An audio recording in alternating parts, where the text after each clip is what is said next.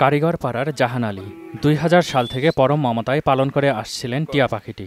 ২০১০ সালে হারিয়ে যায় পাখিটি। কয়েক মাস পরে একই এলাকার মসজিদ পাড়ার আহমদ আলীর বাড়িতে খোঁজ মেলে সেটির। ফেরত চেয়ে জাহান আলী দাবি করেন এটি তার হারিয়ে যাওয়া মিঠু। আমি খুঁজি যখন পাইনি, মসজিদের মেয়ে সে এসে বাড়িতে এসে আমার স্ত্রীকে বলে যে ফুপু আপনাদের সে টিয়াটা অমুকের বাড়ি দেখে আসলাম। আমার স্ত্রীর সঙ্গে সঙ্গে তাদের বাড়ি যায়। সে বলল না আমি দেবো না। আহমদ আলী পাত্তা না দিয়ে পাখিটি নিজের বলে দাবি করেন। 1 বছর পুষ দিই ও পালিয়ে গেল, যে আবার ফের আমরা ধরি তাকে রেখেছি, আমাদের বাড়িতে আছে এবং পাখি আমাদের। পাখিটি ফেরত না পেয়ে গ্রাম আদালতে মামলা করেন জাহান আলী। তবে পাখির জন্য উচ্চ আদালতে যেতেও পিছপা হবেন না দুই মালিকই।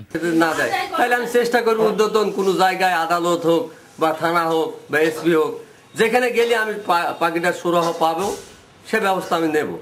আমঝুপি চেয়ারম্যান জানালেন পাখিটির মালিকানা নিয়ে দুবার বৈঠকের পরও সমঝোতা হয়নি।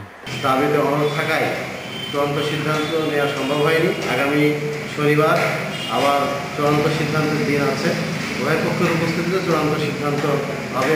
আদালতে পাখিটির মালিকানার যে রায়ই হোক না, মেহেরপুরের প্রত্যন্ত এ জনপদের মানুষের দাবি ১২ বছরের খাঁচাবন্দি পাখিটি ফিরে যাক মুক্ত আকাশে। রেজওয়ান করিম, মোহনা সংবাদ।